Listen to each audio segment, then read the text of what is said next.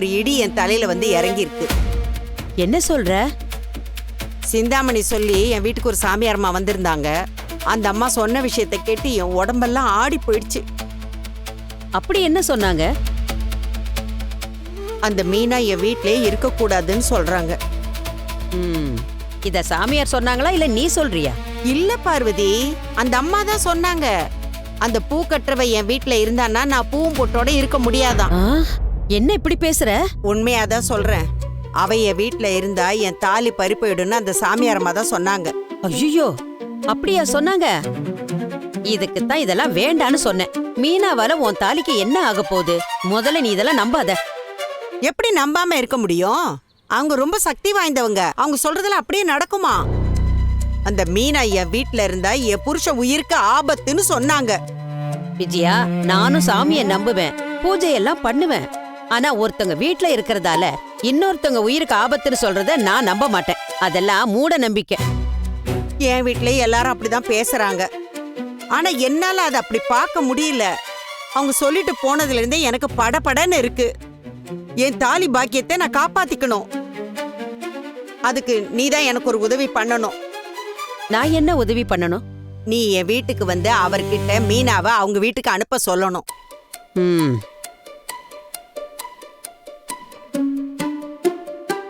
நீ சொன்னாலாவது அவருக்கு புரியுதான்னு பாப்போம்.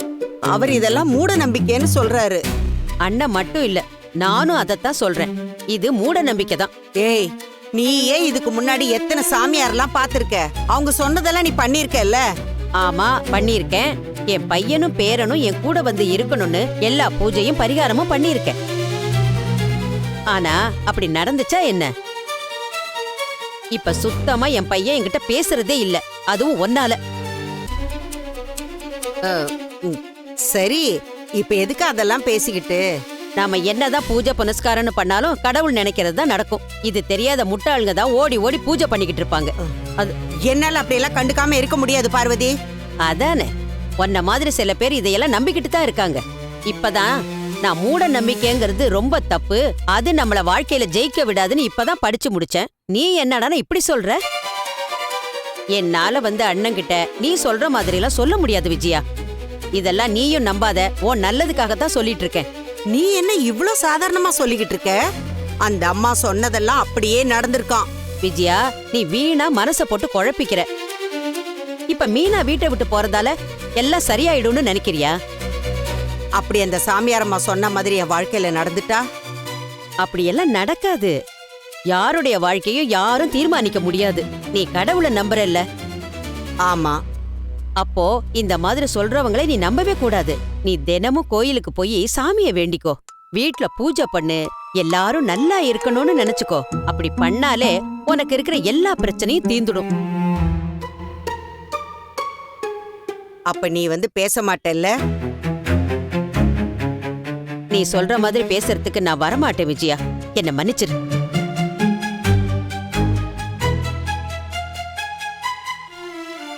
நீ ரொம்ப மாறிட்ட பார்வதி. உன்கிட்ட வந்து கேட்டேன் பாரு, என்ன சொல்லணும். நான் கிளம்புறேன். இரு விஜயா, காஃபி போடுற, குடிச்சிட்டு போ. அத நீயே குடிச்சுக்க.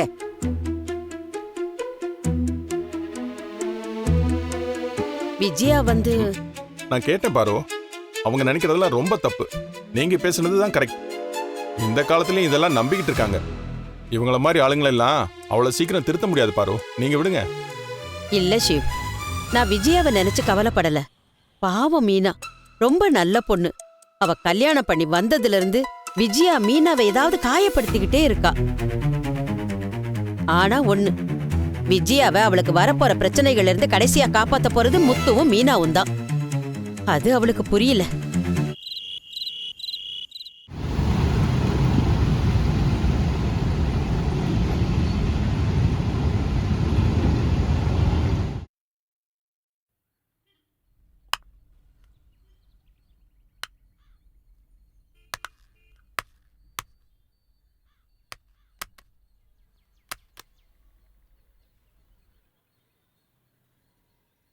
என்னம்மா மீனா, இவ்வளவு விளக்கு ஏற்றி வச்சிருக்க?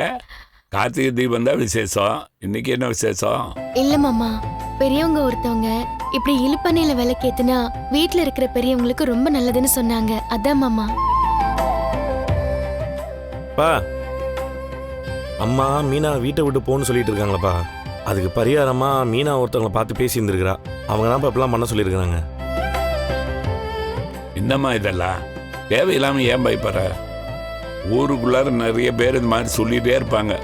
எதையும் மனசுல வச்சு குழப்பிக்காத. பா, அவளுக்கும் பயம் இருக்குல்லப்பா. அத்தை யாரோ ஒரு பெரியவரை வர சொல்லி என்ன ஏதுன்னு கேட்டுருக்குறாங்கப்பா. அதுக்கு அவர் தான் இந்த மாதிரி விளக்கேற்ற சொல்லியிருக்கிறாருப்பா. என்னங்க வீடு பூரா விளக்கேத்தி வச்சிருக்கு? அதற்கிட்ட நீ எங்க போயிட்டு வர? அதை ஏன் கேக்குறீங்க? சரி வேண்டாம் விடு. ஐயோ என்னன்னு கேளுங்க. அப்ப சொல்லு. அன்னைக்கு நம்ம வீட்டுக்கு வந்தாங்கல்ல ஒரு சாமியாரம்மா. ஆமா, ஃப்ராடு சாமியாரு. டேய், அவங்க ஃப்ராடெல்லாம் இல்ல. அவங்கள இன்னைக்கு நான் கோயில்ல பார்த்தேங்க. போச்சுரா, இன்னைக்கு என்ன சொல்லி வச்சிருக்குதோ அந்த ஃப்ராடு.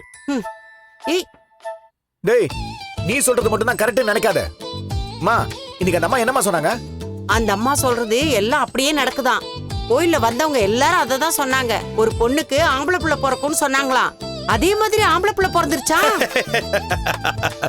இதெல்லாம் ஒரு பெரிய விஷயமாப்பா. நம்ம பாட்டி வயித்த பார்த்தே சொல்லிடுவாங்க அது ஆம்பளை பிள்ளையா பொம்பளை பிள்ளையான்னு. டேய், உங்க பாட்டி கர்ப்பமான பொண்ணை பார்த்து தாண்ட சொல்லுவாங்க. ஆனா இந்த அம்மா அந்த பொண்ணை பார்க்காமலே சொன்னாங்களாம்.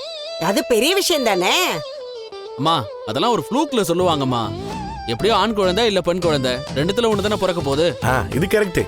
இதே வயிற்றுல இருந்து ஒரு சிங்கம் பிறக்கும்னு சொல்லி அது பிறந்திருந்தா அது ஆச்சரியமான விஷயம், நம்ம தகுந்த விஷயம்.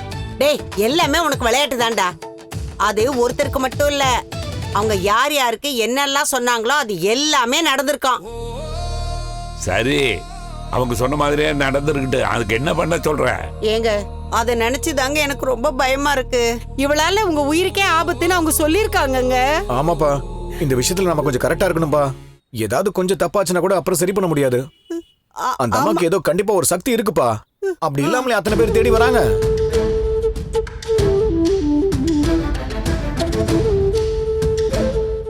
அதனால தாங்க எனக்கு பயமா இருக்கு. அவளை வீட்டை விட்டு முதல்ல அனுப்பிடுங்க.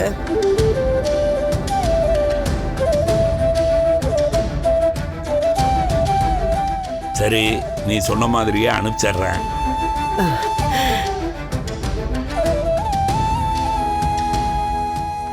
ஆனா மருமகளை வீட்டை விட்டு அனுப்பின பாவம் எனக்கு வேண்டாம். அதனால நானும் பேசாம மீனா வீட்டுக்கு போயிடுறேன். சூப்பர்பா, நம்ம 2 பேரும் மீனா வீட்டுக்கு கிளம்பி போயிடலாம்பா. டேய், என்ன மட்டும் ஏன்டா விட்டு போற? அப்ப நீ வந்துரு, 3 பேரும் சேர்ந்து கிளம்பி போயிருவோம். அம்மாவும் தொல்லை பேர் மட்டும் இந்த வீட்டுல சந்தோஷமா நிம்மதியா இருக்கட்டும். டேய், நீ சும்மா இருடா. என்னங்க நீங்க இப்படி பேசுறீங்க? நீங்க என்ன விட்டு போயிடக்கூடாதுன்னு தானே நான் இவ்வளவு பேசிட்டு இருக்கேன்.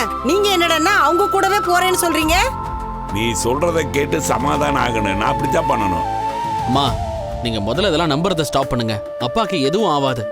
அம்மா, ஊர்ல முக்காவாசி பேர் இந்த மாதிரி ஜோசியம் பாக்குறேன் வாஸ்து பாக்குறேன்னு ஃப்ராடு வேலை பண்ணிட்டு தான் தெரியுறாங்க. அம்மா நீங்க சாமி கும்பிடுங்க, கோயிலுக்கு போங்க, அதெல்லாம் நாங்க வேணான்னு சொல்லல. ஆனா இந்த மாதிரி முட்டாள்தனமா சொல்றதெல்லாம் நீங்க நம்பாதீங்க. உங்களுக்கு அது எப்படி வேணாலும் இருக்கலாம், ஆனா நான் இதை நம்புறேன். இதான்ப்பா என் பிரச்சனையோ. இப்ப அம்மா யாரோ சொன்னதை நம்புறாங்கல்ல, அதே மாதிரி மீனா யாரோ ஒரு பெரியவர் இந்த மாதிரி விளக்கெல்லாம் ஏத்தனா நல்லதுன்னு சொல்லியிருக்கிறாரு. அதனால அவ பண்ணிட்டு இருக்கிறா. ஆமா, விளக்கேத்துனா எல்லாம் சரியா போயிடுமா?